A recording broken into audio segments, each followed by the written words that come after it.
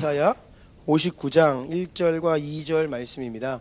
이사야 59장 1절과 2절 말씀 함께 하나님 말씀 큰 소리로 읽고 아멘 하겠습니다. 시작. 여호와의 손이 짧아 구원하지 못하심도 아니요 귀가 둔하여 듣지 못하심도 아니라 오직 너희의 죄악이 너희와 너희 하나님 사이를 갈라놓았고 너희 죄가 그의 얼굴을 가리어서 너희에게서 듣지 않으시게 함이니라. 아멘. 아멘. 자리에 앉으시겠습니다. 우리가 지난 시간에 그 신성한 방문하심의 때 하나님께서 우리에게 임하시면 어떤 일을 하시는지에 대해서 좀 구체적으로 살펴보았죠. 가장 먼저 하나님께서 우리의 양심을 일깨우신다라고 했습니다. 양심이 회복되어서 내가 죄인이구나, 내가 이러면 안 되는데 라고 하는 양심이 깨어나서 결국 그 깨어난 양심은 우리를 회개의 자리로 인도하여 회개하고 돌이켜 그리스도께로 우리를 결국 인도한다라고 하였습니다. 그렇게 회개하고 그리스도께로 인도받은 그 한 인생은요, 끊임없이 의에 대해 목마르고 줄이고 하나님 나라를 꿈꾸는 자로 살게 됩니다. 더 거룩하게 살고자 하는 갈망을 주님께서 불어넣어 주십니다. 그리고 하나님 나라에 대한 열정을 내가 막 일으키는 게 아니에요. 내가 막 으쌰으쌰 한다고 내 안에 일어나는 게 아닙니다. 내 안에 하나님께서 위로부터 내려주시는 은혜로 하나님 나라에 대한 열정, 그리고 그 하나님 나라를 위하여 내 인생을 드리고 싶다라고 하는 그 헌신의 마음을 일으키신다라고 하였습니다. 이러한 일들이 하나님께서 거룩한 방문하심으로 교회 가운데 임하실 때에 성도들 가운데 일어나는 거예요. 그러할 때에 결국 그러한 교회를 통하여 하나님은 잃어버린 자를 구원하십니다. 이러한 일이 반드시 우리 가운데 일어나야 되는 줄로 믿습니다. 그래서 오늘도 그런 하나님의 신성한 방문하심을 기대하고 바라는 마음으로 하나님 말씀을 나누기를 원합니다. 홀리 비지테이션 네 번째 시간인데요. 제목을 같이 한번 읽어볼까요? 시작. 우리 시대와 세대 가운데 너무나 필요함에도 불구하고 신성한 방문하심이 없는 이유. 이러한 제목으로 하나님 말씀을 전하겠습니다. 하나님께서는요, 인간의 타락과 죄로 인하여서 거처를 하늘로 옮기셨다라고 하였습니다. 죄와 함께 할 수 없기 때문에 원래 에덴에서는, 죄가 없는 그 땅에서는 사람이 하나님과 함께 살았습니다. 하지만 사람이 죄로 인하여 타락하고 죄인이 되어서 이제 하나님은요, 죄와 함께 하실 수 없기 때문에 죄인인 우리를 심판하시고 멸하시든지 아니면 그 자리를 떠나시든지 둘 중에 하나 선택하셔야겠다라고 말씀드렸어요. 하나님은요, 우리에게 다시 한번 기회를 주시고 우리를 살리기를 원하셨기 때문에 우리를 심판하지 않으시고 그 거처를 하늘로 잠깐 옮기셨습니다. 그리고 다시 한번 우리와 함께 온전히 함께 거하실 그 계획을 가지시고 지금까지 일하고 계세요. 그것이 바로 구속사입니다. 구속사.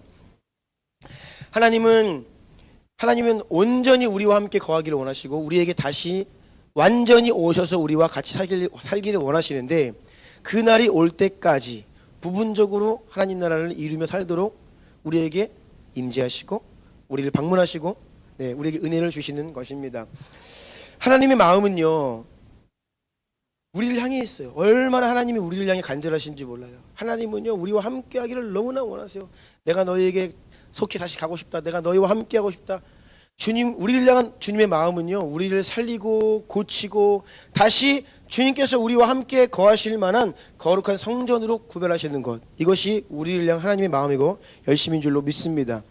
예레미야 29장 11절로 13절 함께 읽을까요? 시작.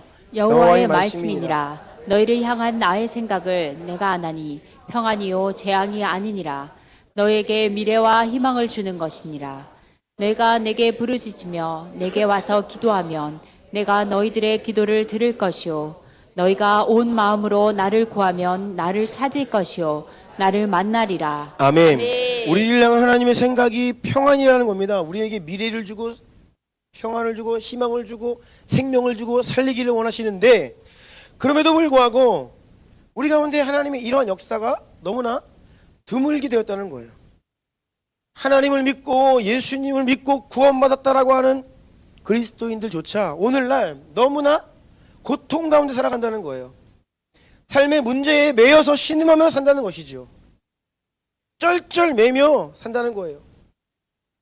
그리고 하나님이 원하시는 그 생명을 가지고 승리하는 삶을, 또한 죽어가는 영혼들을 건지는 그런 능력 있는 삶을 사는 것이 아니라 세상 사람들과 똑같이 이 땅에 있는 것 좀 더 어떻게 먹을까, 좀 더 좋은 거 입을까, 이 고민하며 고통 가운데 살고 있다는 것이죠. 그리고 성도들과 교회 가운데 성경에 기록되어 있는 그 놀라운 성령 하나님의 역사들, 기적의 역사, 생명의 역사. 예수님께서 이 땅에 오셨을 때에 가는 곳마다 귀신들이 벌벌 떨며 쫓겨가고, 못 걷던 자가 일어나 걷게 되고, 불치병이 주님을 만나면 단번에 치유되고, 죽었던 자가 살아나고, 놀라운 역사들이 일어났는데, 오늘날 그 예수님의 몸이라고 하는, 예수님의 능력과 권세를 받았다고 하는 성도들의 삶 가운데 교회 안에 이러한 역사들이 너무나 드물게 되었다라는 것이죠. 왜일까요? 그 이유가 무엇일까요? 오늘 본문 2절 말씀 내용과 같이 오직 너희의 죄악이 너희와 너희 하나님 사이를 갈라놓았고 너희 죄가 그의 얼굴을 가리어서 너희에게서 듣지 않으시게 함이니라. 아멘. 우리 때문이에요. 우리 때문에. 우리 때문이라는 거예요. 이 시대의 죄악, 또 그 시대를 살아가는 그 시대의 영향을 받은 우리의 죄악, 그것이 하나님의 역사를 제한하고 가로막는다는 거예요. 하나님이 안 하시는 게 아닙니다. 하나님이 무언가 아직은 때가 아니다 라고 하여서 그 때를 늦추고 계시는 것이 아니에요. 우리가 나의 죄악으로, 이 시대의 죄악이 너무나 넘쳐남으로 인하여 하나님의 역사를, 임재를 가로막고 있다라는 것입니다. 물론 우리 안에 역사하신 하나님의 일들로 인하여 주님께 감사드리지만, 우리가 경험하는 그 수준과 깊이는 너무나 미약하다라고 할 수 있습니다. 너무나 얕고 너무나 부분적이고 너무나 제한적이에요. 우리는 더 크고 위대한 온전한 하나님의 일을 꿈꾸고 있습니다. 그 하나님의 이 신성한 방문하심을 방해하는 분명한 이유들이 있습니다. 그래서 오늘은요, 이 시대를 살아가는 이 시대적인 문제가 있어요. 우리가 살아가는 이 시간과 이 세대 가운데 너무나 많은 죄악들, 그러니까 우리를 둘러싸고 있는 외부적인 요인들이죠. 그리고 동시에 교회 안에 내부적인, 성도들 내부적인 죄악들, 문제들, 이것들이 하나님의 방문하심을 방해하고 있다는 겁니다. 그래서 이 외적인 요인들, 내적인 요인들을 좀 살펴보려고 합니다. 첫 번째입니다. 1번 다 같이 읽겠습니다. 시작. 더 이상 하나님을 구하지 않고 오히려 공개적으로 하나님을 거부하는 세대. 예, 더 이상 하나님을 구하지 않고 오히려 공개적으로 하나님을 거부하는 세대, 이것이 바로 첫 번째 이유입니다. 처음 사람 아담의 범죄로 인해서 온 세상이 타락했습니다. 그 이후로 태어나는 모든 사람들은 죄의 본성을 가지고 죄인으로 태어나서 죄를 지으며 살아갑니다. 그러니까 이 세상이 타락했고 모든 사람들이 다 죄인이에요. 그런데 이 세상이 타락했지만 그 중에서도 특별히 더 악한 시대가 있어요. 모든 사람이 죄인으로 태어나지만 특별히 더 악한 사람들이 있습니다. 노아의 시대가 바로 특별히 악한 시대였죠. 그 죄가 너무나 가득하여서 하나님께서 이 땅을 물로 심판하지 않고서는 안 되는, 심판하셔야만 되는 그런 너무나 악한 시대가 노아의 시대였습니다. 또 소돔과 고모라 성에 살고 있는 사람들이 그랬습니다. 다 죄인이지만 특별히 그때 그 도시에 살고 있던 사람들이 더더욱 악했지요. 성경은 그렇게 특별히 악한 시대가 있고 특별히 악한 사람들이 있다라고 말을 합니다. 더더욱 성경은요, 특별히 마지막 때가 가까울수록 이 세상과 사람들의 죄악이 점점 더 깊어지고 노골적이 되고 심각해지고 이러한 것들을 이야기하고 있어요. 잠언 30장 12절 13절 함께 읽습니다. 시작. 스스로 깨끗한 자로 여기면서도 자기의 더러운 것을 씻지 아니하는 무리가 있느니라. 눈이 심히 높으며 눈꺼풀이 높이 들린 무리가 있느니라. 아멘. 이 시대가 하나님을 구하지 않는 시대인데요, 특별히 스스로 깨끗한 자로 여긴다. 이것이 하나님을 찾지 않는 인생과 세대의 특징입니다. 스스로 깨끗한 자로 여긴다. 그리고 13절 보니까 눈이 심히 높다. 띄워주세요. 네. 자기 스스로를 의롭다, 깨끗하다 여기는 거예요. 이 교만을 이야기합니다. 여러분, 하나님을 구하지 않는 시대, 하나님을 찾지 않는 인생들, 그러면 그 마음의 중심에 누가 있겠어요? 자기 자신이 그 마음 중심에 앉아 있어요. 내가 내 인생의 주인이에요. 내가 내 인생의 왕이에요. 이게 하나님을 찾지 않는 세대와 인생들의 마음의 상태입니다. 내가 주인이에요. 내가 왕이에요. 그래서 아주 지극히 자기 중심적인 상태가 되어버립니다. 신약 성경에서 죄다라고 하는 것은요, 죄라고 하는 것은요, 곧 이기주의다, 개인주의다라고 하는 말과 뭐 거의 동일한 의미로 사용될 만큼 죄라고 하는 것과 자기 중심성은요, 아주 긴밀히 연합되어 있어요. 나 중심, 나. 결국 이 문제예요. 나. 주님의 이름을 부르며 주님을 찾으며 살 것인가? 아니면 계속 나에게 집중하며 내가 원하는 무언가를 찾아 헤맬 것인가? 자기중심적인 사람들의 특징이 무엇입니까? 무엇이든 내가 옳아요. 내가 맞아요.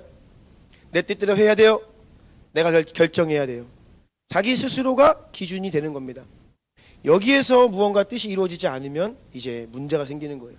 그게 분노로 올라오든 아니면 막 속으로 마음의 병으로 나타나든 나. 원리는 다시 한번 말씀드리지만 간단합니다. 하나님을 위해 살지 않으면 자기를 위해 살게 됩니다. 하나님의 법을 따라 살지 않으면 내 생각을 따라 살게 돼요. 성령을 따라 살지 않으면 시대의 풍조를 따라 살게 됩니다. 하나님을, 예수님을 나의 주인으로 왕으로 모시지 않으면 내가 왕이 됩니다. 내가 주인이 되어 살게 돼요. 오늘날 유독 현대인들이 많이 고통당하고 있는 마음의 질병들이 있습니다. 우울증, 공황장애, 분노조절장애, 대인기피증, 너무나 과거에는 흔치 않은 질병들이죠. 근데 오늘날에는 너무나 흔하게 되었어요.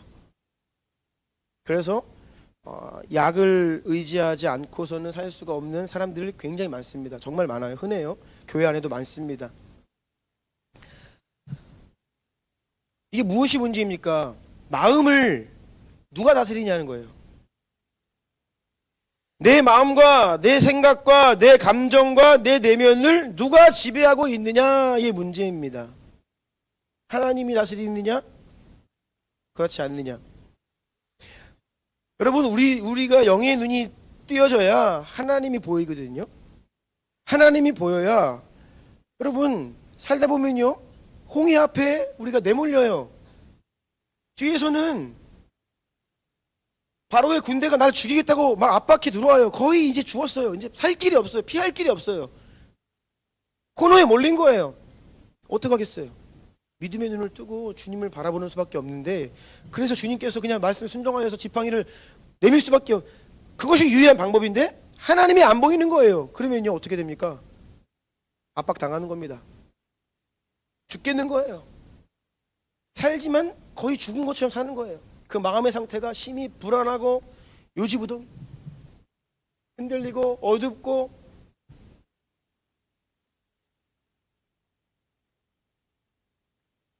나를 압박해오는 세상과 바로의 군대보다 하나님이 더 커 보여야 되는데 하나님이 안 보여요. 그러니까 나를 죽이려 하는 세상이 그냥 내 눈에 전부 꽉 차 있는 거예요. 또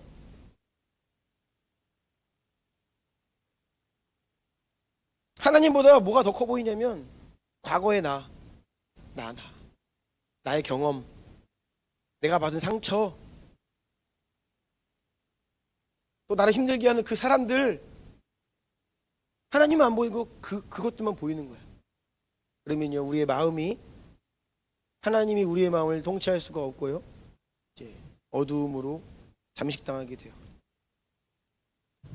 머리로는 그러지 말아야 되는데 안 됩니다. 내가 이러지 말아야 되는데 근데 안 돼요. 그래서 약을 의존하게 되는 거예요. 왜요? 의지적으로 안 되니까. 이게 무슨 문제냐면 의지의 영역이 병들었어요. 현대인들이. 왠지 아십니까? 의지의 영역을 주님께 순복하는 연습을 안 했어요. 오늘 그 주보에 보면요, 조나단 에드워즈의 자기 결심문에 대한 짤막한 내용들이 나오는데, 거기에서 어떤 이야기가 나오냐면 죄를 죽이는 연습에 대해서 나옵니다. 어떻게 이야기를 하냐면, 죄에 대항하여 싸워본 적이 있는 사람, 그 승리해 본 적이 있는 사람은 그 다음번 싸움이 수월해진다는 거예요. 그런데 죄에 대항해 본 적이 없어, 싸워본 적이 없어요. 그냥 육신의 끌림대로 살았던 거예요. 죄 속에 빠져서 누리며 살았던 거예요. 그렇게 오랜 시간 싸우면요, 죄를 대항할 능력을 상실하게 돼요. 우리의 의지를 주님께 내어드리고 예수님이 나의 왕이십니다라고 하여서 그것을 믿음으로 고백하면서 나의 전인격을 주님께 순복하고 엎드리고 무릎 꿇고 내어드리는, 연습하며 그러한 삶을, 성령을 따르는 삶을 살아야 하는데 그러지 못한 거예요. 그래서 의지의 영역이 고장이 나버렸어요. 그래서 결국 심각한 문제 앞에서 내가 이러지 마야 되는데 이게 작동이 안 돼요. 내 감정이 컨트롤이 안 돼. 내 생각이 어떻게 컨트롤이 안 되는 거예요. 생각을 사로잡아 그리스도의 법에 복종시켜야 되는데 이게 안 되는 거예요. 온갖 잡생각과 불신앙과 두려움과 사람들의 말과 과거의 상처와 이런 것들이 원수가 우리 생각에 불어넣는 이 거짓말들로 막 생각이 사로잡히는 거예요. 그래서 마음이 아픕니다. 그것은 마치 엘리사의 사환과 같은 상황이에요. 열왕기하 6장 14절로 17절 읽어주세요. 왕이 이에 말과 병거와 많은 군사를 보내매 그들이 밤에 가서 그 성읍을 에워쌌더라. 하나님의 사람의 사환이 일찍이 일어나서 나가보니 군사와 말과 병거가 성읍을 에워쌌는지라. 그의 사환이 엘리사에게 말하되, 아, 내 주여, 우리가 어찌하리이까 하니, 대답하되 두려워하지 말라. 우리와 함께 한 자가 그들과 함께 한 자보다 많으니라 하고 기도하여 이르되, 여호와여, 원하건대 그의 눈을 열어서 보게 하옵소서 하니, 여호와께서 그 청년의 눈을 여심해 그가 보니 불말과 불병거가 산에 가득하여 엘리사를 둘렀더라. 아멘. 아멘. 우리 함께 이렇게 선포합시다. 내 눈을 열어 보게 하옵소서. 내 눈을 열어 보게 하옵소서. 아멘. 눈이 육신의 눈만 띄어 있지 영의 눈이 닫혀 있는 거예요. 그러니까 둘러싸고 있는 그냥 그 아람 군대만 보이는 거예요. 벌벌 떱니다. 죽겠다는 거예요. 나 어떡하냐는 거예요.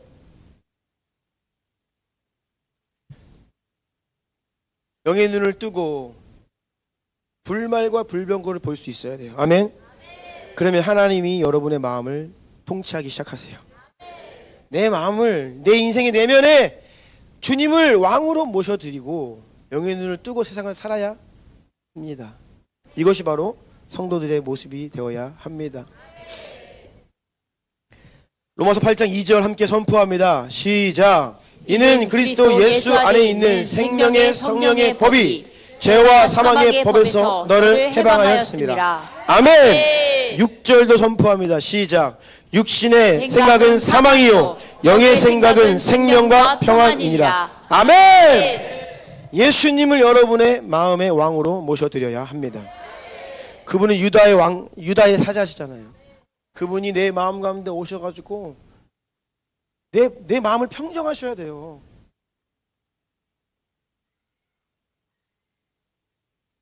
그분이 우렁차게 포효를 으르렁 어흥이에요, 으르렁이에요, 뭐야? 하시면 막 그 졸개 같은 뭐예요, 그거 하이에나 같은 것들 다 도망가야 되는데 막 그냥 내 마음에 옛날 상처, 썩은 고기들, 육신의 생각들, 막 썩은 쓰레기 냄새나는 것도 막 있으니까 모여들고 나를 괴롭히고 시끄럽고, 예수님이 왕으로 오셔서 여러분의 마음을 평정하시도록 그분을 왕으로 초청하시기를 축복합니다. 아멘. 그런데 이 세대가 뭐라고요? 하나님을 구하지 않아요. 하나님을 원하지 않는다고. 하나님께 관심이 1도 없어요. 하나님 관심 없어. 그냥 내 인생이야. 내가 원하는 대로. 이것이 더욱더 노골적으로 되어간다는 것이. 하나님이 내 마음에 안 계시다, 하나님을 구하지 않는 그 상태로 계속 나아가면요, 아무리 내가 올바른 일을 한다라고 하여도요, 올바른 일을 할 수가 없습니다. 복음의 시작은요, 그래서 창세기 말씀 보면 하나님이 천지 태초에 온 우주 만물을 창조하신 것을 기록한 이후에 아주 재빠르게 인간의 타락을 이야기해요. 그러니까 처음부터 하나님은요, 우리에게 너희는 죄인이다 이 말을 아주 신속하게 하십니다. 내가 죄인이다라고 하는 이 사실이 받아들여지지 않고 동의가 안 되면요, 주님께로 나아갈 수가 없어요. 우리는 뼛속까지 죄인이다. 이것이 하나님께서 우리에게 말씀하고 계시는데요, 우리 죄인이죠.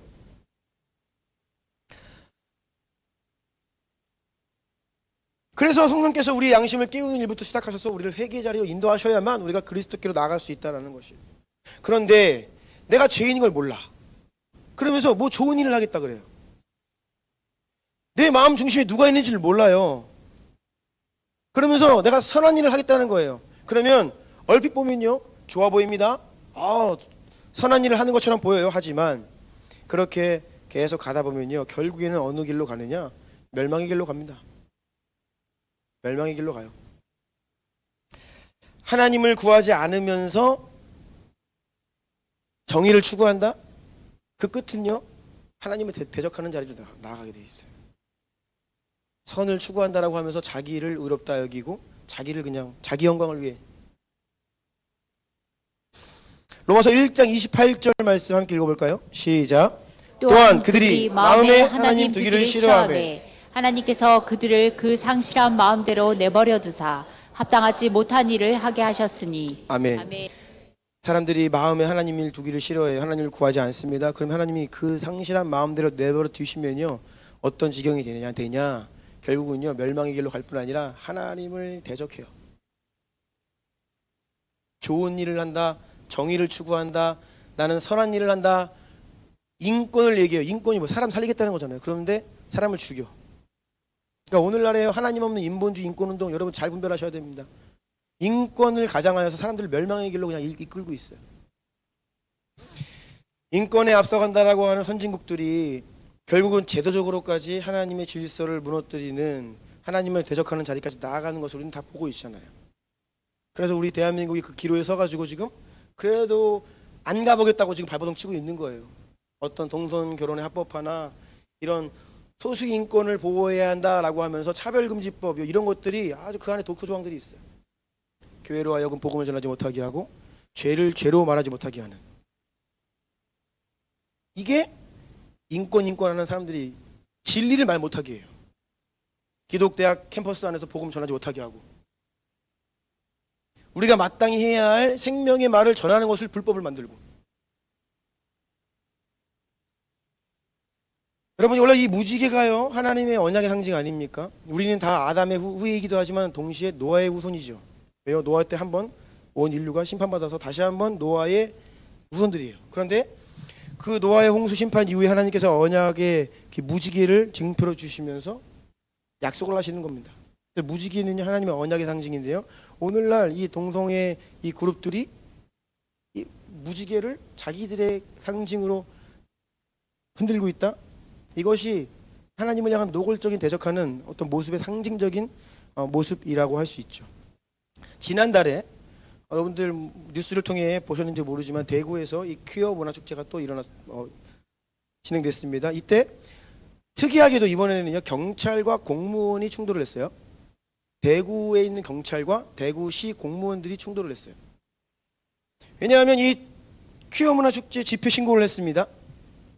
집회 신고를 해서 동성로라고 하는, 저는 가보진 않았지만 대구에서 큰 유명한 거리인가 봐요.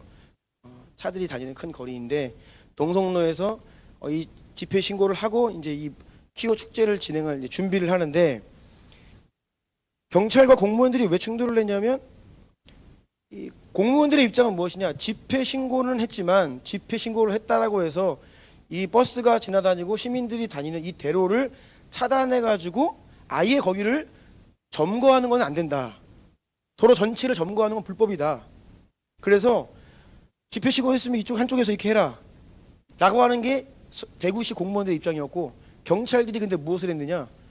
이들이 맘 놓고 이 무대를 설치하고 세팅을 하고 축제를 진행할 수 있도록 아예 그 큰 전체 도로를 차단시켜줬어요. 그리고 지나가는 버스들을 우회해라 했어요. 그리고 시민들이 못 지나다니게 했어요. 차를 몰고. 그래서 이 대구시장이 왜 그렇게 하냐? 집회 신고를 하면 신고한 거지 왜 도로까지 완전 장악을 해서 하게 하냐? 이게 충돌이 벌어진 거예요. 그래서 대구시 공무원들은 그렇게 하지 말아라. 최소한의 통행은 가능하게 해라. 라고 하는데 경찰들이 와가지고 이 공무원들을 제압했어요. 그래서 공무원들이 몇 명 다쳤습니다. 이 문제가 지금 불거져가지고 대구시장이 한번 법정 가서 누가 맞는지 따져보자 해서 지금 이제 법정 싸움이 시작됐습니다. 그리고 경찰은 대구시를 압수수색했어요. 이런 일이 벌어졌어요.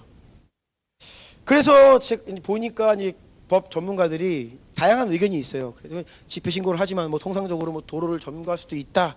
뭐 근데 아니다. 뭐 의견이 분분해요. 그런데 여러분 만약에 입장을 바꿔놓고 생각해 보십시오. 교회가 부활절 행사한다고 집회 신고를 했습니다. 근데 갑자기 부활절날 새벽부터 전날부터 동성로 그 메인 거리를 그냥 차단시켜 놓고 차 못 다니게 하고 무대 설치하고 우리 교회 성도들이 예배 드리려고 내일 부활주일 예배 드릴 거예요. 그러면서 만약에 차 못 다니게 해보세요.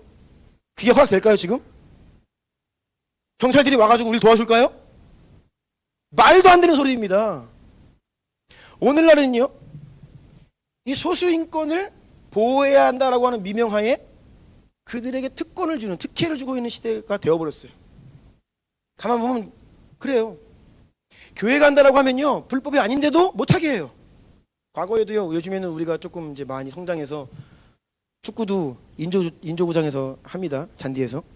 돈 주고 빌려서. 근데 과거에 이제 몇 년 전에 축구 좀 잘해보려고 초등학교 운동장을 한번 빌리려고 하는데 초등학교 운동장은 돈 내고 빌리는 건 아니잖아요. 신청을 하면 빌려주는데 어디냐고 물어보는 거예요. 그래서 나 어느 교회라고. 근데 교회에서 성도들이랑 같이 축구하려고 그런다고 그랬더니 안 빌려주는 거예요. 그래서 아니 왜 교회가 종교 행사하는 게 아니라 축구를 하려고 그럽니다. 축구를. 그랬더니 안 된대. 교회에서 하면. 그래서 제가 따졌어요. 아니 교인들은 시민 아닙니까? 우리가 뭐 예배를 드린 것도 아니고 가서 무슨 뭘 하는 것도 아니고 그냥 축구하려고 하는데 왜 안 빌려줘요? 근데 안 된대. 법이 그렇대. 그래서 그러면 다시 제가 개인 이름으로 신청할게요. 그랬더니 지금 당신은 교인기 다 드러났기 때문에 안 된대. 그래서 제가 이 6이 이만큼 올라와가지고 싸우려고 하다가 내려놓고 어떻게 했냐. 다른 학교 전화를 했습니다. 그 교회란 말을 안 하고 제가요 교회란 말을 안 하고 이제 하니까 뭐 조기 축구 하세요? 뭐 이러다가 그냥 지인들끼리 모여서 축구 한번 하려고 그러는데 또 빌려주더라고요. 그래서 과거에 우리 연합하던 뉴스성교회랑 그 운동장 빌려서 축구하는 기억이 있죠. 이상한 거예요. 교회가 빌린다고 안 빌려줘. 물론 조건이 뭐 소음을 내지 말라든지 교회가 뭐 과거에 가서 마이크를 잡고 크게 예배를 드렸는지 모르겠지만 그러지 말라고 하면 되는데 안 들어줘요. 이상하다는 거죠. 그런데 소수인권 그러면 이들은 보호해줘야 돼. 그들의 말은 다 들어줘요. 그들은 보호해야 되고 그들의 목소리를 들어줘야 되고.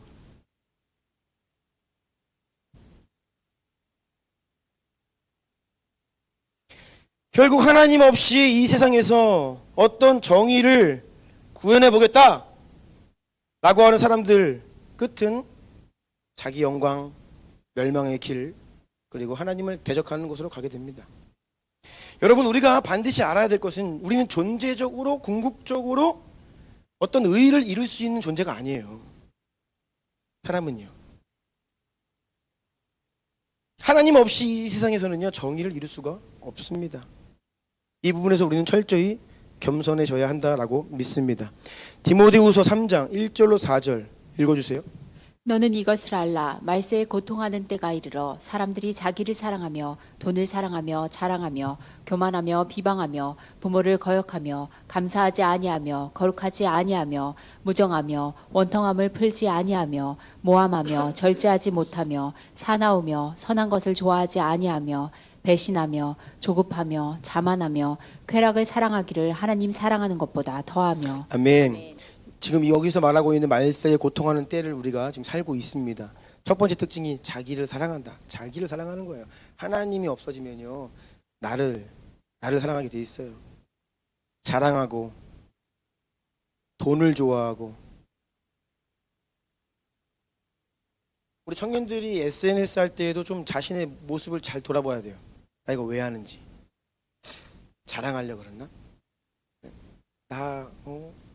나 이래. 자랑하고 싶은가? 잘 돌아보세요. 하지 말라는 말 못하겠어요. 그런데 그거 생각 없이 하면요, 그냥 자기를 사랑하고 자기를 추구하는 그 나도 모르게 그렇게 됩니다.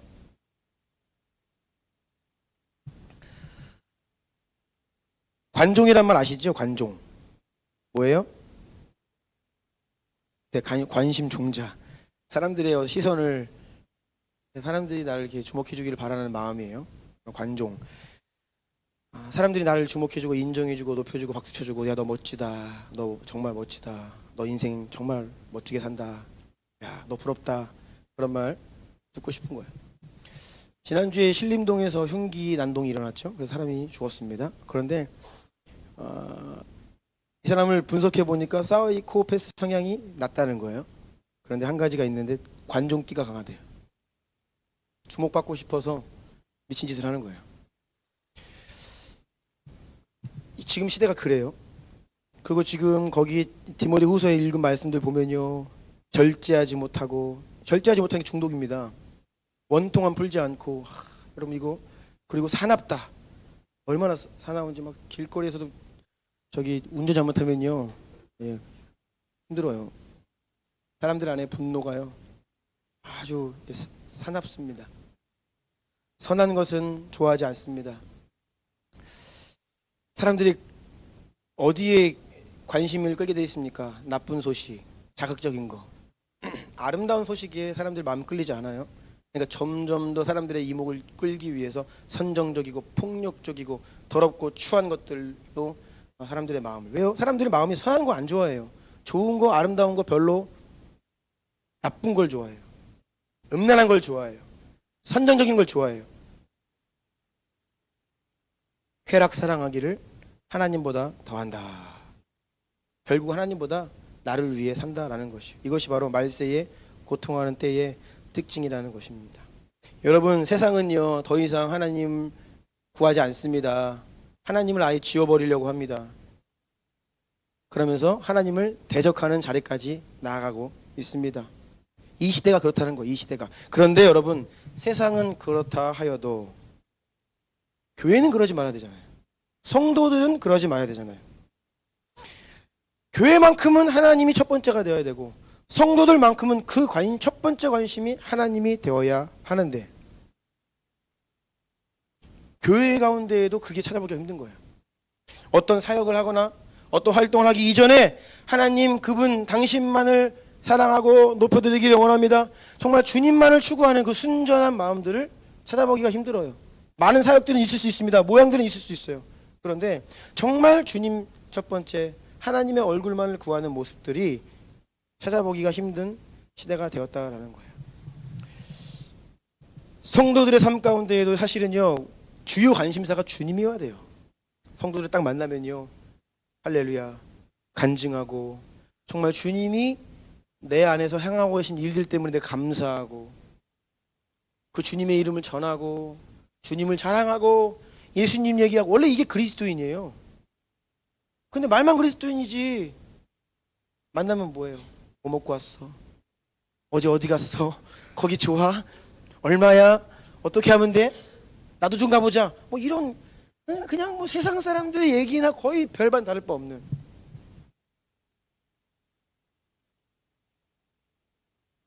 성도들의 삶 가운데에도 하나님을 구하는 모습이 없었다는 거예요.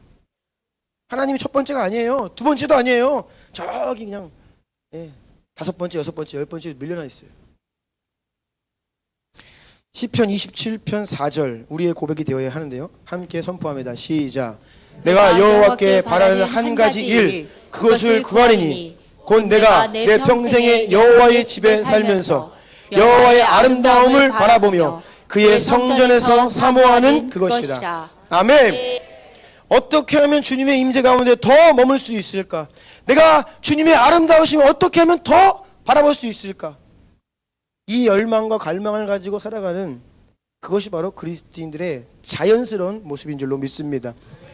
시편 84편 10절도 선포합니다. 시작. 주의 궁정에서의 한날이 다른 곳에서의 첫날보다 나은즉 악인의 장막에 사는 것보다 내 하나님의 성전 문지기로 있는 것이 좋사오니. 아멘. 내가 세상에서 아무리 화려하게 사는 것보다 비록 초라해 보일지라도 주님의 임재 안에 사는 것이 훨씬 좋습니다. 세상에서 좋은 데서의 첫날보다 주님의 임재 가운데 지내는 하루가 훨씬 더 좋습니다. 이것이 본래 주님을 사랑하는 성도들의 입술에서 고백되어야 할 믿음의 선포라는 것이에요. 여러분, 이게 교회만 오면 그냥 고백되는 게 아니라 여러분의 삶 가운데 세상 속에서 고백되기를 예수 이름 축복합니다. 아멘. 그래서 여러분, 우리는요 하나님을 구하지 않고 하나님을 대적하는 이 시대의 한복판에 살고 있는데 우리 내면을 돌아봐야 됩니다. 나는 하나님을 더 사랑하나 나를 더 사랑하나? 나는 하나님께 관심이 많은가? 나에게 관심이 많은가? 돌아보아야 합니다. 스스로에게 질문해야 돼요. 그리고 내 안에 그 한 가지 마음, 주님을 향한 갈망이 일어나야 합니다. 계속 여러분의 영을 깨우셔야 돼요. 네. 내 영혼아 깨어서 주님을 바라보아라. 주님을 구해라. 주님을 찾으라. 주님을 갈망해라. 주님을 가까이 하는 것이 내게 복이라. 아멘. 두 번째입니다. 목회자들의 관심과 걸림돌들. 이 두 번째는요, 목회자들의 책임에 대한 내용입니다. 목회자는요, 사람들이 주의 종이다 그런 말을 해요. 사실 모든 성도가 주의 종입니다. 왜냐하면 여러분들이 주여 그러죠. 주인, 나의 주인님. 주여 하는 순간 여러분은 주인의 종이 되는 거예요. 그래서 원래 성도들은 다 주의 종이에요. 그런데 현실적으로 실제적으로 우리는 부족하다. 뭐 그런 가운데 그 삶을 그냥 풀타임 사역자로 하나님께 그냥 다른 직업을 가지지 않고 그냥 그 삶 전체를 하나님을 섬기는 것에 내어드린 그 목회자를 우리가 통상 주의 종이다라고 부릅니다. 모든 목회자들이 제가 믿기로는 처음에는요 적당히 이 길을 가려고 들어선 사람 없습니다. 다 하나님의 거룩한 부르심 앞에 정말로 엄숙하고 하나님을 경외하는 마음, 저는 부족하지만 주님 불러주시면 내가 이 길 가겠습니다. 두려운 마음, 떨리는 마음, 하지만 감사, 어떤 이러한 마음으로 순종함으로 이 주의 종의 목회자의 길을 걷게 돼요. 그런데요, 사람은요 회귀 본능이 엄청 강합니다. 이전의 삶으로 돌아가려 하는, 세상으로 돌아가려 하는, 이전에 벗하며 살았던 세상 죄악들로 돌아가려 하는 본성이 매우 강해요. 큰 은혜를 받았지만 시간이 지나면요 이전의 삶으로, 이전의 죄악으로 다시 돌아가는 경우를 얼마나 많이 보았습니까? 아니면 죄악까지는 안 돌아가도 처음에는 막 주님을 향한 사랑과 감격으로 예배하고 주님을 섬기다가 시간이 지나면요 이 매너리즘에 빠져요. 그냥 뭐 몸은 와 있고 주님을 섬기기는 하는데 별로 마음에 감격이 없어요. 동기가 사랑이 아니야. 그냥 하다 보니까 익숙해진 거죠. 겉으로는 그럴듯해 보일지 모르지만 또 종교에 빠지기도 합니다. 형식적인 종교 생활을 하게 되는 경우도 많이 있어요. 그래서 제가 종종 말씀드려요. 내 눈에서 눈물이 마르는 것을 경계해야 됩니다. 우리의 눈에서 눈물이 마르는 순간 우리는요 이전으로 돌아가려 해요. 형식적이 됩니다. 제가 신학대학원 다닐 때에 다 주님의 종으로 부름받은 사람들이잖아요. 예배를 드리면요 가장 많이 불렀던 찬송가가 323장입니다. 한번 가사 띄워주시겠어요? 다 아실 거예요. 부름받아 나선 이 몸. 1절을 보면요 부름받아 나선 이 몸 어디든지 가오리다. 괴로우나 즐거우나 주만 따라가오리니 어느 누가 막으리까? 죽음인들 막으리까? 어느 누가 막으리까? 죽음인들 막으리까? 어디든지 가오리다. 괴로우나 즐거우나 주만 따라 가오리다. 그렇게 믿음의 결단을 하면서 이 길을 들어선 거거든요. 2절입니다. 악골골짝 빈들에도 복음 들고 가오리다. 악골골짝은 죽음의 골짝이에요, 여러분. 소돔 같은 거리에도 사랑 안고 찾아가서 종의 몸에 짓는 것도 아낌없이 드리리다. 종의 몸에 짓는 것도 아낌없이 드리리다. 3절입니다. 존귀 영광 모든 권세 주님 홀로 받으소서. 멸시천대 십자가는 제가 지고 가오리다. 이름 없이 빛도 없이 감사하며 섬기리다. 이름 없이 빛도 없이 감사하며 섬기리다. 이런 믿음의 고백을 가지고 다 신학교에 들어가요. 그리고 목회를 합니다. 목사 안수 받고. 그런데 시간이 지나면서 점점 환경이 만만치 않고 결혼하고 자녀 낳고 재정적으로 어렵게 살고 그러다 보면요, 실제적으로 먹고 마시는 문제에 둘러싸여 1년, 2년, 3년 살다 보면요, 이런 처음의 마음과 부르심을 잃어버려요. 결단은 희미해지고 현실적인 고민과 그러면서 결국은 어떤 인생을 사느냐, 깨어 성령을 따라 순종하는 삶이 아니라 상황과 환경의 제한을 받으면서 내가 고민하고 생각하고 현실 속에서 내가 살 길이 뭔지를 그렇게 그냥 선택하며 살아가는 인생이 되고 말아요. 합리적인 사람이 되는 거예요. 이성적인 사람이 되는 거예요. 아, 저기 가면 고생 많이 하겠구나. 아, 이 길로 가면 힘들겠다. 그래서 제가 올 초에 우리 노예에 꽤 규모가 있는 교회인데 청년부 수련회라고 말씀 전해달라고 갔더니 제가 충격을 받았잖아요. 3년 가까이 목회자가 없는 거예요. 그거 왜 없냐고 물어봤더니 안 온대요. 목사님들이 안 온대요. 그 교회가 서구의 재개발이 아직 안 된 지역이에요. 제가 볼 때는 그게 낙후된 지역도 아닙니다. 그런데 조금 외국인들도 살고, 왜냐하면 그 가까운 곳에 공단이 있고 하니까 교회 환경이 별로 안 좋은 거예요. 아무리 공고를 내고 모집을 해도 안 온대요. 젊은 목사님들이. 그래서 청년들이 3년 동안 2년인가 3년인가 목사님 없이 신앙생활하고 있더라고요. 그래서 제가 이게 우리 현실이구나. 악어골짝 빈들에도 복음 들고 가오리다. 부름받아 나서리면 어디든지 가오리다. 이게 원래 주의 종의 기본적인 믿음의 고백인데, 이제는 어려운 데는 안 가구나. 힘든 곳은 가지 않구나. 심지어는요, 지금 신학대학원에서 공부하고 있는 목회자 후보생들이죠. 약 80%가 사역을 안 합니다. 지금 교회들마다 전도사님 구하는 게 하늘의 별 따기입니다. 교회 안 와요. 재정적으로 힘들고 사역 어렵고 일 많고, 그러니까 어떻게 하느냐, 쿠팡 배달 알바합니다. 그냥 그렇게 하는 게 훨씬 편하다는 거예요. 사역을 안 해요. 그리고 왜 돈은 조금 주면서 왜 수요일날 예배 부르고 금요일날 부르고 새벽기도 부르고 왜 불러? 약간 이런 마인드예요. 근무의 수당을 안 주는 거야. 이게 그렇게 됐어요, 여러분. 이 종교인 과세 문제가요, 이게 쉽게 볼 게 아닙니다. 그 목회자를 노동자로 보는 순간, 근로자로 보는 순간 이게 여러 가지 문제가 이제 교회 안에 들어오게 돼요. 물론 교회 안에 개선돼야 될 문제들이 많은 것은 사실이지만, 그것을 떠나서 부름받은 주의 종들의 마인드셋 자체가 굉장히 이전과는 비교할 수 없을 만큼 현격히 떨어졌어요. 고생을 하기 싫어합니다. 가장 영적이어야 할 목회자가 영적이지 못한 사람이 되는 거예요. 이성적으로 판단하면서 사는 거예요. 여러분, 성령을 따르지 않으면요, 결국 우리는 나의 필요를 따라 살게 되어 있습니다. 여러분, 성령을 따라 살 것인지 아니면 나의 필요를 따라 살 것인지 결정해야 돼요. 그런데 나의 필요를 따라 사는 자는요, 육적인 사람이에요. 세상 사람이에요.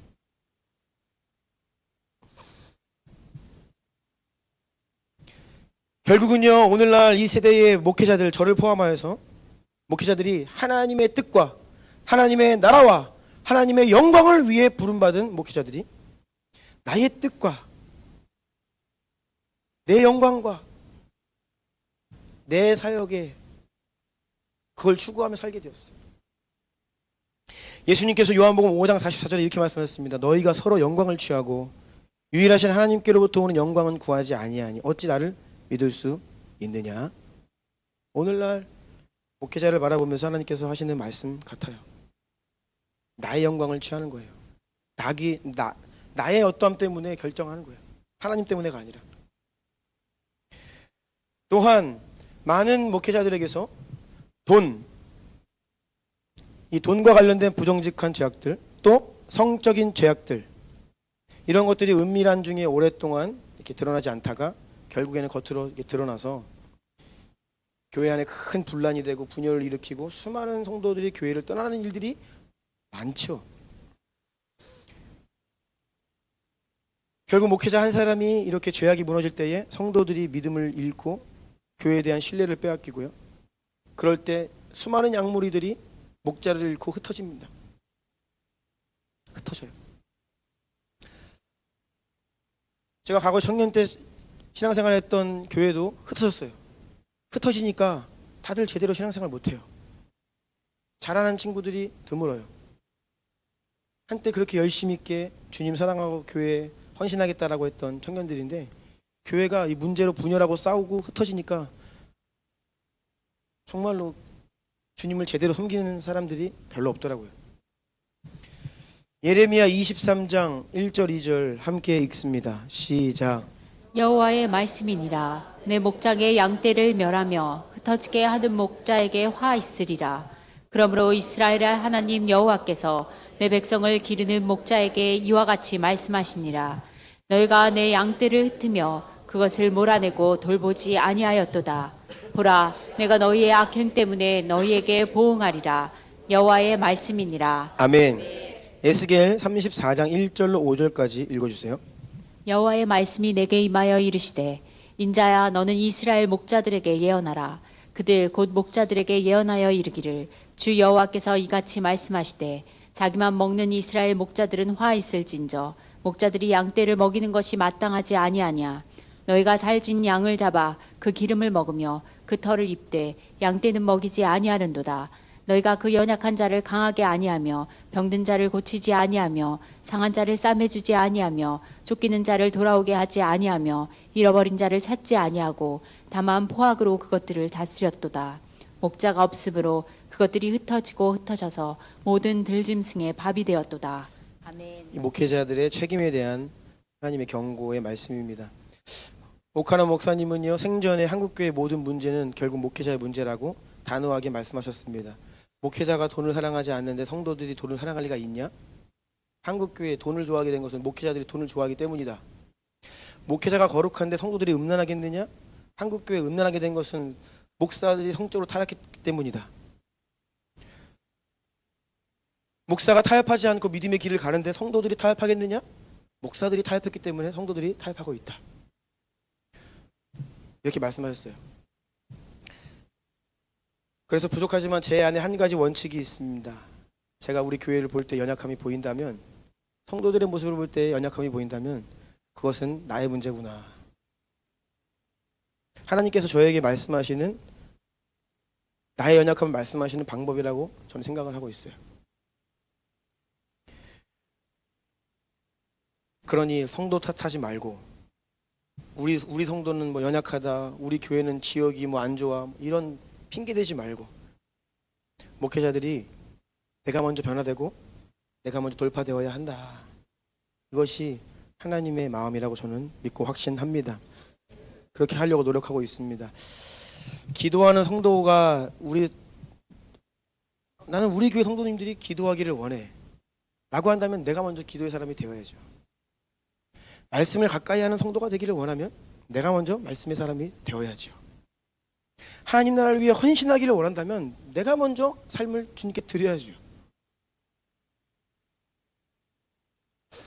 목사의 기도가 뜨겁지 않고서야 어떻게 성도들에게 기도의 불이 붙을 수가 있겠습니까? 반대로 목사에게 기도의 불이 있다면요, 그 불이 성도들에게 어떻게 옮겨붙지 않을 수가 있겠습니까? 그래서 오늘날 교회의 모습은 첫 번째, 목회자들의 책임이라는 거예요. 목회자들의 인생 가운데 기도의 불이 꺼진 것이 교회의 불이 꺼지게 된 이유입니다. 목회자들의 마음에 타협이 들어온 것이 교회가 불신앙 가운데, 연약함 가운데 들어가게 된 이유예요. 성령을 따르며 영의 사람으로 살아야 될 목회자들이 그렇지 못했기 때문에 성도들도 혼적으로 육적으로 연약해진 것입니다.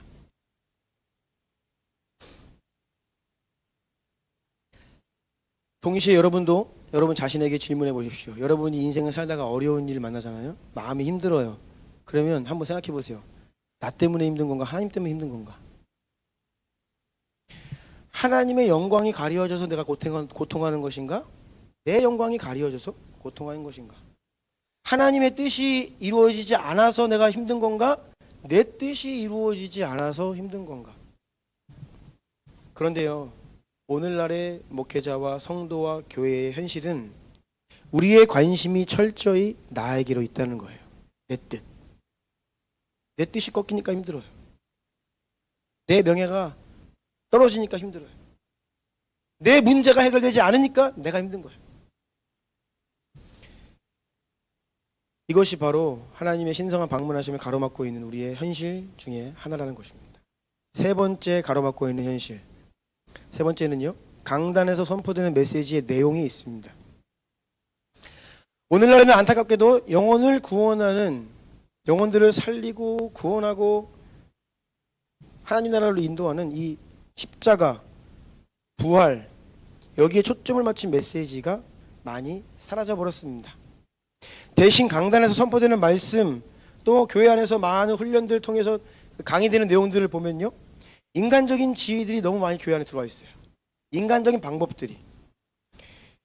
예수님의 십자가와 부활의 능력보다는 어떤 교회의 성장이라고 하는 그것이 우상이 되어서 사람들의 기쁘게 하고 성도들의 어떤 요구에 맞춰주고, 이 시대가 그렇고 사람들이 이걸 원하니까 그거를 맞춰주는.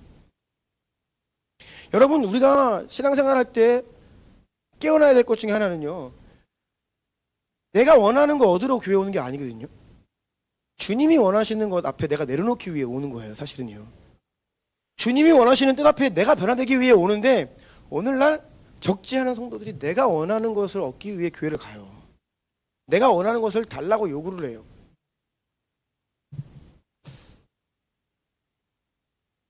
사도행전 16장 5절에 이에 여러 교회가 믿음이 더 굳건해지고 수가 날마다 늘어가니라. 아멘. 저는요, 성도들의 교회의 믿음이 굳건해진다면, 그 진짜 믿음 회복이 된다면 구원의 역사가 일어날 것을 믿습니다. 여러분, 숫자가 늘어가는 게 목표가 아니에요. 그게 우리의 목적이 아닙니다. 우리가 진짜가 되면요, 영혼들이 구원 받습니다. 아멘. 우리가 진짜가 되면요, 사람들이 우리를 통해 교회 발걸음하게 되고 와서 회개하고 돌이켜 구원을 받게 되는 거예요.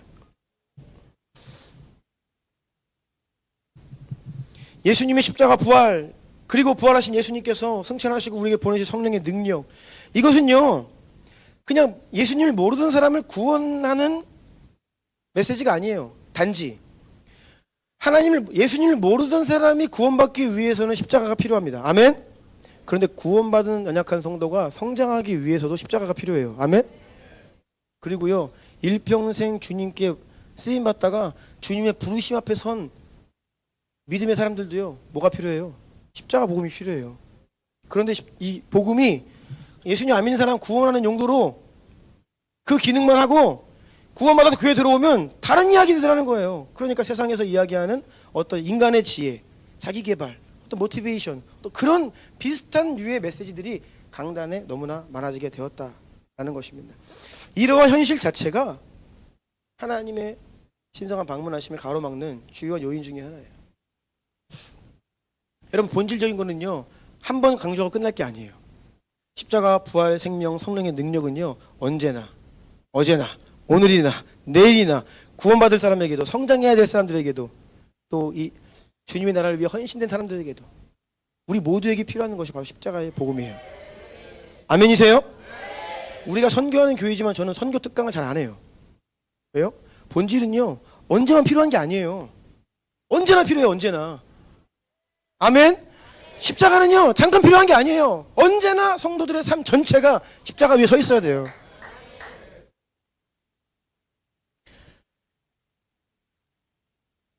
초대교회 때에는 목회자들이 말씀과 기도하는 것에 자신을 쏟아 부었습니다.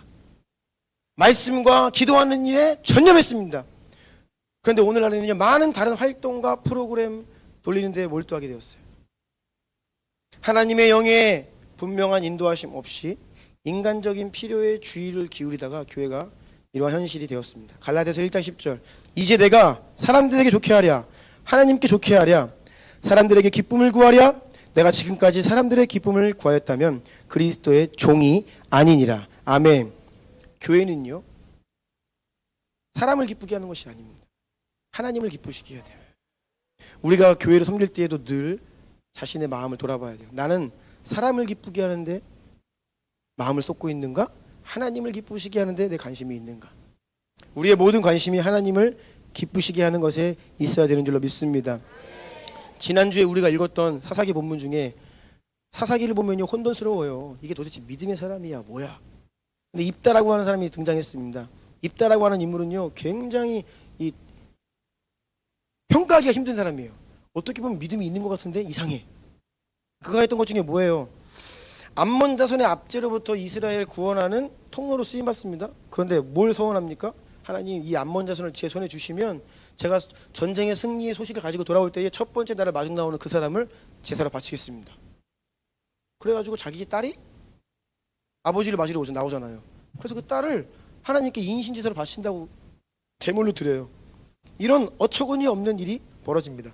그러니까 보면요 믿음이 있는 것 같은데 그게 뭐냐면 가나안 땅에 우상 숭배 문화가 들어온 거예요. 몰록 신에게 자녀 사람을 제물로 바쳤다고요.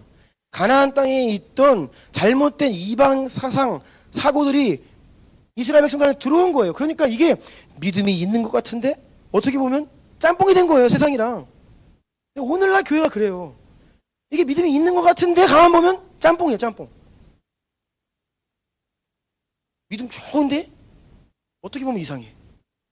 믿음 좋은데 돈을 너무 좋아해. 믿음 좋은데 욕심이 많아.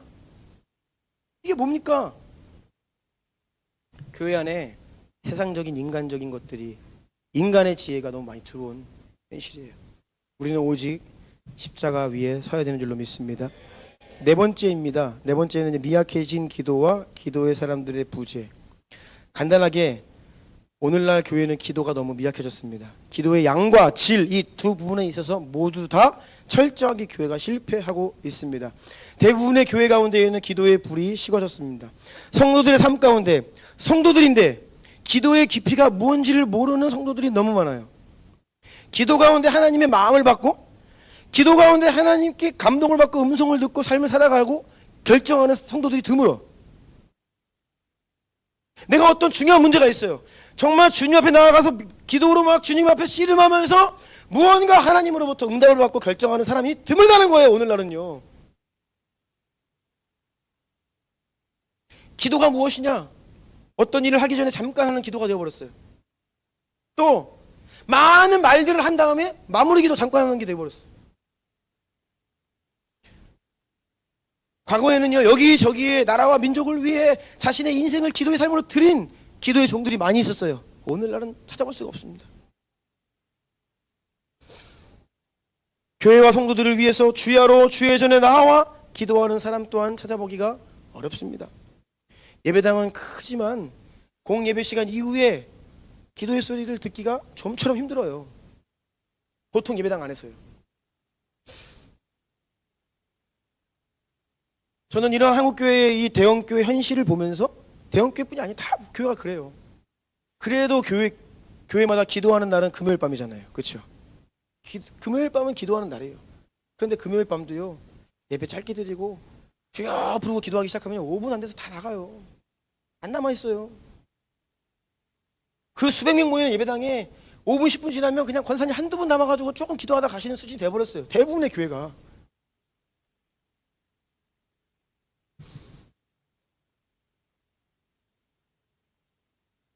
사역을 하면서 또 교회 안에 회의들이 많습니다. 그런데 상대적으로 기도는 턱없이 부족합니다. 회의를 오래 했으면 기도도 그만큼 해야 되는데 회의는 많이 하지만 기도는 짧게 끝내요. 우리 교회는 회의를 좀 해야 되는데 회의를 하도 안 해가지고 기도를 너무 많이 해서 회의 좀 하자고 그러더라고요.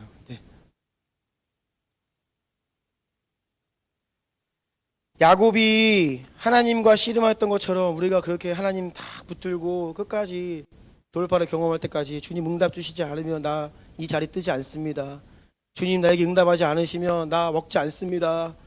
저 굶어 죽습니다. 주님 나 금식합니다. 주님 저 좀 살려주세요. 도와주세요. 라고 주님께 기도줄 붙들고 씨름하는 기도의 사람이 거의 드물게 되었다는 것이에요.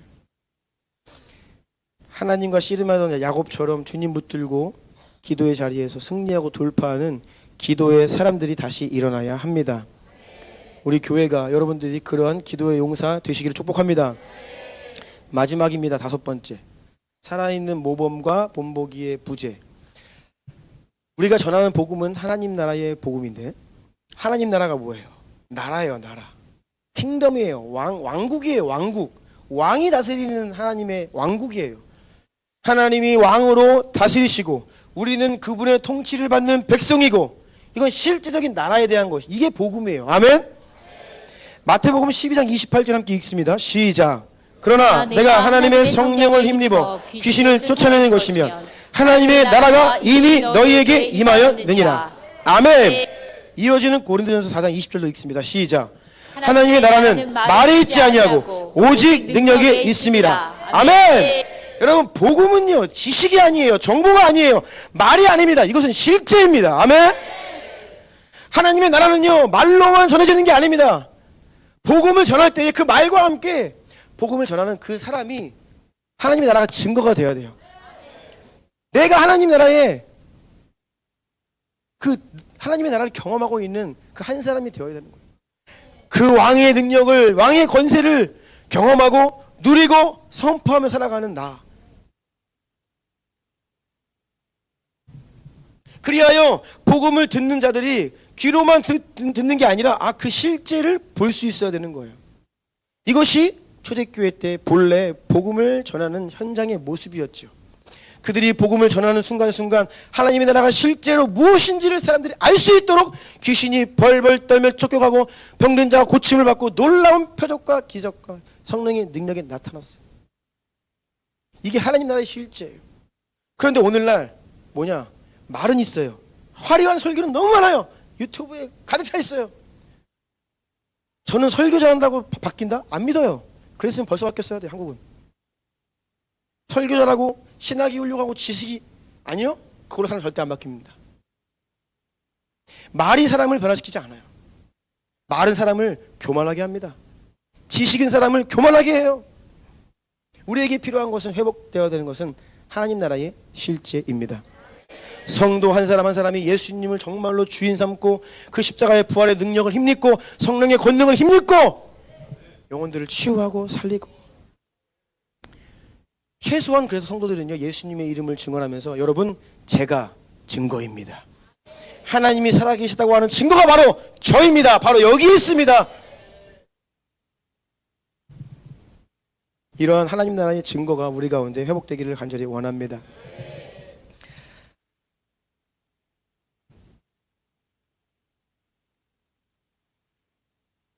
사람들은요 우리가 하는 말에도 관심이 있지만요 말보다 우리가 어떻게 사는지에도 관심이 많아요. 그렇죠? 우리가 얼마나 말을 잘하느냐?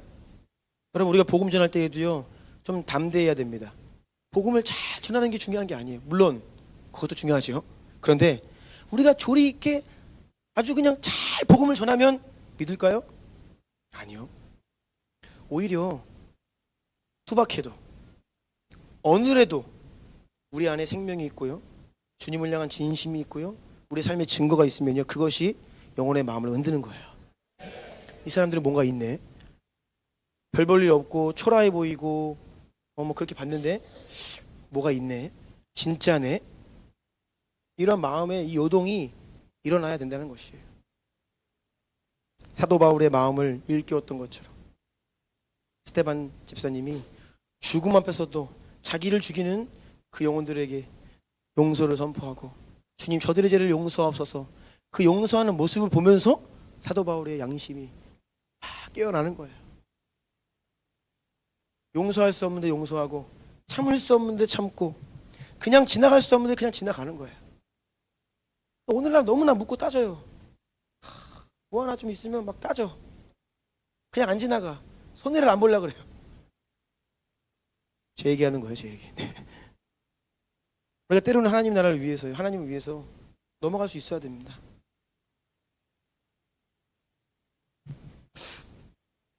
예수님은 나를 따르라 하셨습니다. 교회도요, 와서 보라 해야 돼요. 네, 우리 교회로 초청해서 영혼들이 왔을 때에 하나님 나라가 실제 이것입니다라고 증거할 수 있는 그러한 모범과 본보기가 우리 가운데 회복되어야 되는 줄로 믿습니다. 예배팀 좀 나와주시고요.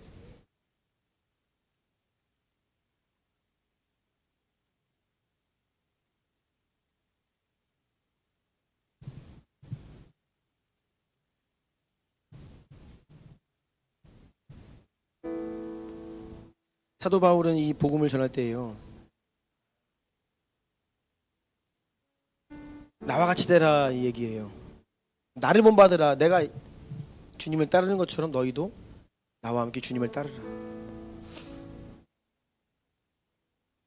사도 바울은요, 예수의 좋은 병사로 나와 함께 고난을 받으라, 그 자리에 초청하는 거예요. 실제 삶의 현장으로. 단지 말이 아니에요. 지식이 아니에요. 우리의 존재인 거예요. 우리의 삶인 거예요. 우리가 복음을 가졌다라고 한다면 세상 사람들이 여러분의 인생을 보면서 예수님을 볼 수 있어야 돼요. 그런데 들여다보아도 예수님이 안 보일 수 있죠. 이거는 뭐 예수님이 없어. 그냥 보니까 돈 좋아하는 인생이야. 보니까 자기 잘나면 사는 거야. 그러니까 SNS도 생각하면서 하라는 거예요. 제가 그 안에 뭐가 있냐고요.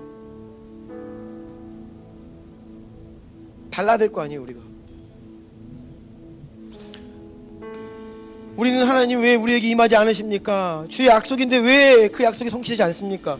주님은 오늘이라도 당장 우리에게 임하기를 원하세요. 그런데 우리의 죄악이, 이 시대에 하나님을 찾지 않고 대적하는 이 시대가, 그 시대의 영향을 받아 불신앙 속에 타협하며 나를 사랑하고 나를 섬기며 살아가는 우리들의 불신앙과 죄악들 가운데 하나님의 임재를, 하나님의 방문하심을 가로막는 것들이 너무나 많은 거예요. 여러분, 이것들을 주님의 은혜로 깨달아야 되고, 이것들을 예수의 이름으로 파쇄해야 되고, 그 자리를 순종으로 주님께 내어드림으로 변화되어야 돼요. 눈을 좀 감아볼까요?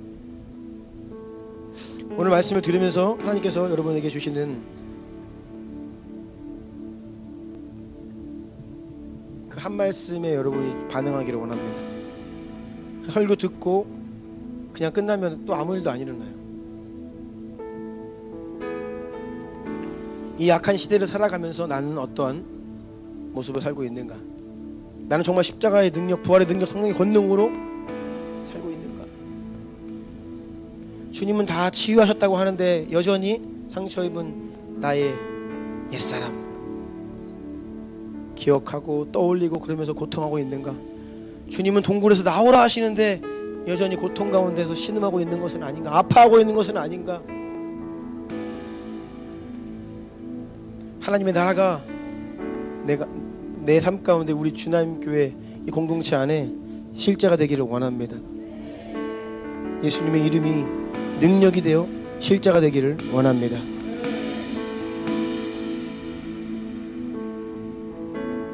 그 찬양을 좀 해주세요.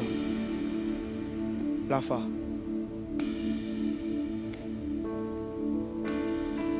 치유의 하나님이, 그 돌파의 하나님이, 불가능이 없는 전능하신 하나님이 우리 삶 가운데 찾아오시고 임하셔서 우리의 삶에 그게 실제가 되어야 되는 줄 믿습니다. 여러분 안에 이 불신앙의 영역들을 입술로 고백하고 회개하세요. 돌이키세요. 주님이 말씀하시고 있는 부분들을 돌이키세요. 회개하세요. 그리고 왕으로 그 자리에 여러분 마음 중심에 예수님을 초청해 드리세요. 당신이 나의 왕이시라고, 유다의 사자여 내 가운데 임하시어 내 마음을 평정하시고 다스려 주십시오. 내 영과 혼과 육과 내 마음과 생각과 감정들을 통치하시고 지배하시고 다스려 주시옵소서. 주의 이름을 선포하면서 기도하기를 원합니다. 우리 주님의 이름 세 번 모이고 기도합니다.